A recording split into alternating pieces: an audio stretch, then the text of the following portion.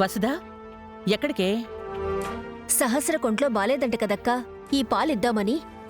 ఆహా, అలాగా, సరే వెళ్ళు.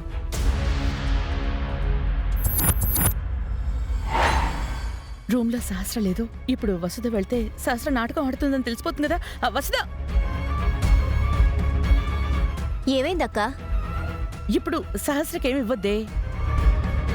అదేంటక్కా, ఫీవర్ ఉందంట, పైగా తను కడుపుతో ఉంది. ఈ కొంచెం పాలు కూడా తాగకపోతే ఎలా? ఇందాకే నేను అడిగానే, ఏమన్నా తింటావా తాగుతావా అంటే ఏమీ వద్దని చెప్పింది. సరే అయితే, ఈ పాలు ఇవ్వలే కాని నేను వెళ్ళి తనని చూసి పలకరించొస్తాను. వద్దు, ఆగవే. ఏంటక్కా, సహస్రని కనీసం పలకరించను కూడా పలకరించనివ్వవా ఏంటి? అది కాదే, అది జ్వరం రావడం వలన దోష నివారణ పూజ చేయలేకపోయానని చాలా బాధలో ఉంది. ఎవ్వరు వెళ్ళినా చూసి ఏడుస్తోంది. ఇప్పుడు నువ్వు వెళ్ళావనుకో, నిన్ను కూడా చూసి కూడా తను ఏడుస్తుంది. ఈ పరిస్థితుల్లో తను బాధపడితే జ్వరం తగ్గదు కదక్కా. అందుకేనే ఎవ్వర్నీ దాన్ని పలకరించడానికి వెళ్ళొద్దని ఆపుతున్నాను. అంతేగాని ఇంకేం లేదు. సర్లే అక్క, ఈ పాలు నువ్వైనా తర్వాత సహస్రకివ్వు. ఇవ్వు.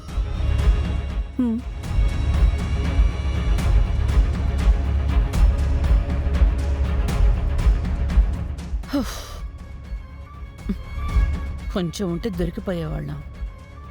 అయినా ఇది ఎక్కడికి వెళ్ళిందో ఏంటో గాని ఇంట్లో వాళ్ళ దగ్గర కవర్ చేయలేక చస్తున్నాను. మొబైల్ కూడా ఇక్కడే వదిలేసి వెళ్ళిపోయింది. ఎక్కడికి వెళ్ళిందో ఏం చేస్తుందో ఏంటో.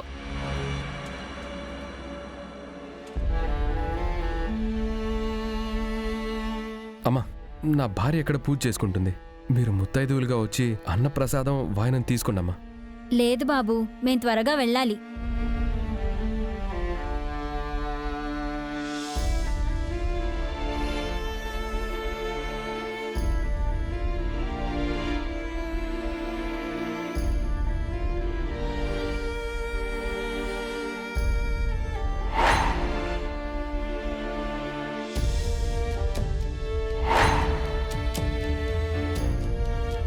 ఈ ఇంటి వారసుడి కోసం చేస్తున్న దోష నివారణ పూజ ఇది.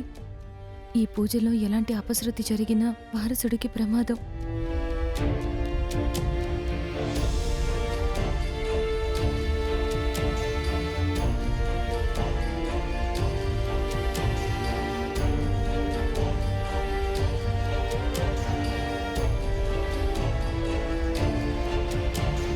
ఎలా అయినా ఈ పూజ నిర్విరామంగా జరగాలి. ఈ పూజ సఫలమైతేనే ఆ ఇంటి వారసుడికి ఏ ప్రమాదం ఉండదు.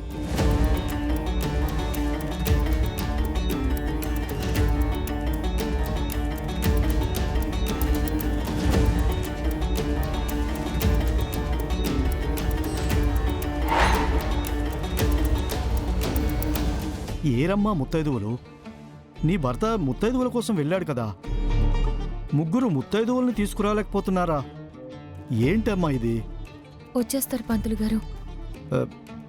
మరి సమయం మించిపోతే నేను కూడా ఏం చేయలేనమ్మా. లేదు పంతులు గారు, వచ్చేస్తారు.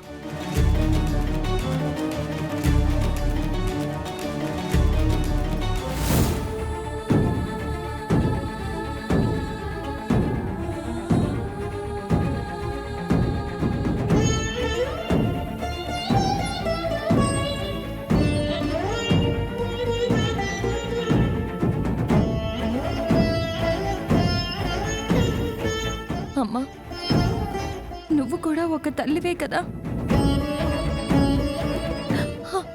నా కడుపులో ఉన్న వారసుని కాపాడుకోవడానికి ఈ దోష నివారణ పూజ చేస్తున్నానమ్మా.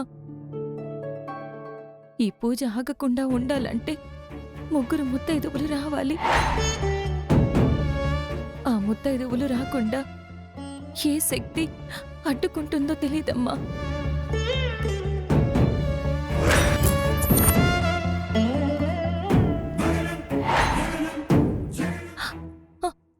దయచేసి ఈ అభాగ్యురాల్ని కరుణించి ముత్తైదువులొచ్చే మార్గం చూపించు తల్లి.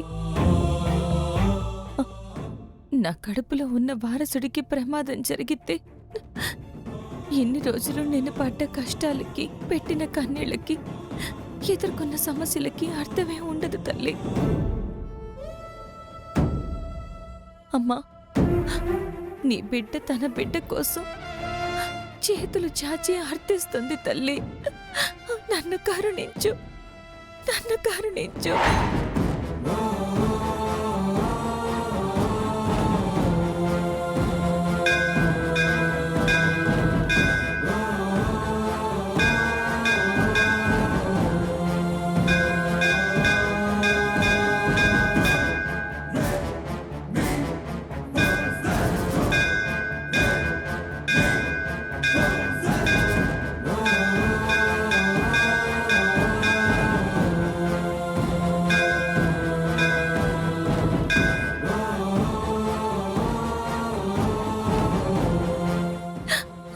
ఏంటమ్మా, నీ బిడ్డని కరుణించవా?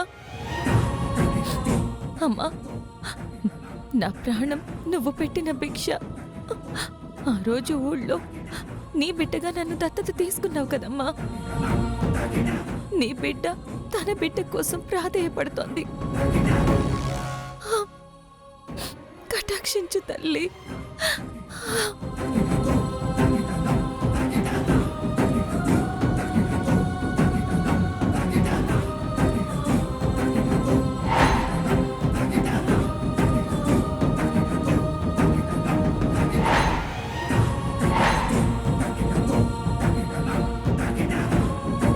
అమ్మా, నా భార్య ఎప్పుడూ నా మాటకి ఎదురు చెప్పదు. అలాంటిది ఈరోజు నా మాట కాదని మరి మా కోసం, మా కుటుంబం కోసం పూజ చేస్తుంది. ఈ పూజ పూర్తవ్వాలంటే 3 ముత్తైదువులు కావాలమ్మా. అప్పుడే పూజ పూర్తవుతుంది. అమ్మా కనకదుర్గాదేవి, నా భార్యని కరుణించి ముత్తైదువులు వచ్చేలా దీవించి తల్లి.